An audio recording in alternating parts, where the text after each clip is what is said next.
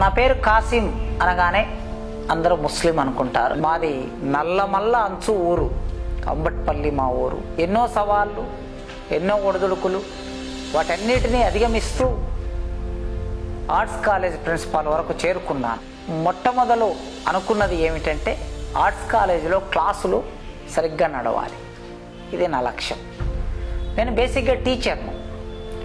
Class room టీచింగులో రోజు నిమగ్నమై ఉండటం నాకు చాలా ఇష్టం. రాయటం నాకు ఇష్టం, ఉపన్యాసాలు ఇవ్వటం నాకు ఇష్టం. ఈ సెమిస్టర్లో పర్సంటేజ్ చూస్తే 65%, 65 నుంచి 75% మధ్యలో ఉన్న విద్యార్థులు ఎంతమంది ఉన్నట్టే 1000 మంది ఉన్నారు. నేను డిగ్రీ చదువుతున్నప్పుడే నాకు ఒక చాలా తీవ్రమైన ప్రాబ్లం వచ్చింది. ఒక విద్యార్థి సంఘానికి నాకు ఘర్షణ ఏర్పడి వాళ్ళు నన్ను హత్య చేయడం వరకు కూడా వెళ్ళారు. దప్పికేసి నీళ్లు అడిగితే కుండలో నీళ్లు తీసుకొచ్చి ఇట్లా పైనుంచి పోస్తే మేము ఇట్లా దోశలు పట్టుకొని తాగేది. అంబేద్కర్ ఓపెన్ యూనివర్సిటీ ఒక్క పాఠం కూడా నా చేత రాయించలేదు.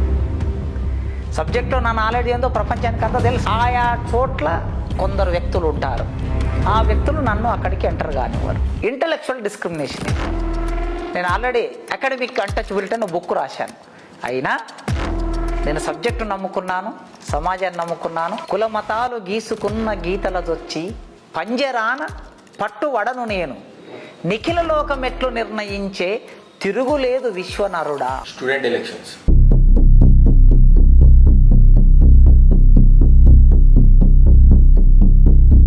ఇప్పుడు జార్జ్ రెడ్డి సమయంలో జరిగిన ఎలక్షన్స్, రేవంత్ రెడ్డి గారు ముఖ్యమంత్రి అయిన మొదటి ఆ రోజుల్లో చెప్పారు,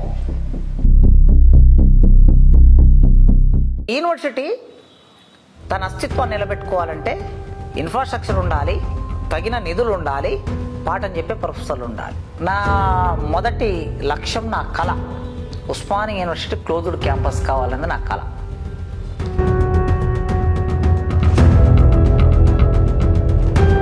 రాజకీయ నాయకుల బర్త్డేలు చేస్తారు. అసలు ఉస్మానియా యూనివర్సిటీకి రాజకీయ నాయకుడికి ఏంటి సంబంధం? ఇది నా ప్రశ్న. ఎన్నడూ లేదు ఇలాంటిది. నేను 30 ఏళ్ళ నుంచి యూనివర్సిటీలో ఉన్నా.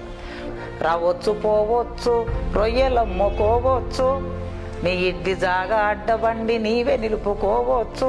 ఈ ఓయూ ఎట్లుంది? రావచ్చు, పోవచ్చు, ఇక్కడ తాగొచ్చు, తన్నాలు ఆడవచ్చు, ఎగురొచ్చు, సెటిల్మెంట్లు చేయొచ్చు.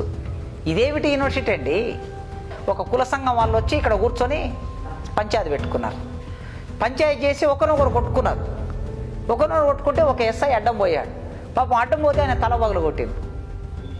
ఆర్ట్స్ కాలేజ్ ముందు జరిగింది ఇది సంవత్సరం కిందట. ఏం అన్యాయం ఇది? అసలు క్యాస్ట్ అడగవలసిన అవసరం ఏమొస్తుంది ఇంటర్వ్యూలో? రాజకీయ నాయకులు విద్యార్థులను అల్లర్లు చేయించడానికి వాళ్ళ రాజకీయ స్వార్థాల కోసం. నిజమే.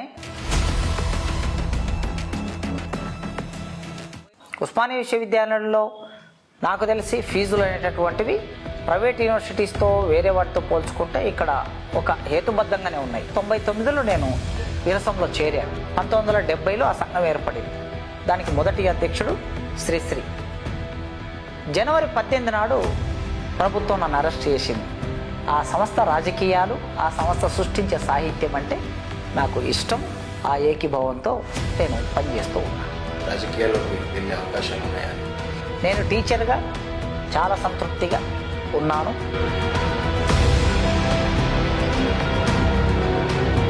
నేను ఆల్రెడీ నిమగ్నమై ఉన్నాను. తల్లులు గర్భశోకం అనుభవించి బిడ్డల్ని ప్రసవిస్తారు. ఆ బిడ్డలు తల్లులకు చెప్పా పెట్టకుండా ఉద్యమంలోకి వెళ్ళిపోయి చనిపోతారు. శవమై తిరిగి ఇంటికి వస్తారు. పేద తల్లుల జీవితంలో ఉండే ప్రతీకలను తీసుకొని పాట రాశాడు. కావు కావున కాకులరిసే తలుపు తెరసి పలకరిస్తాం, మీరు కాకమ్మలయ్యి వస్తారా, మా బిడ్డలు మా కడుపు తీపి తీర్చిపోతారా, మా బిడ్డలు.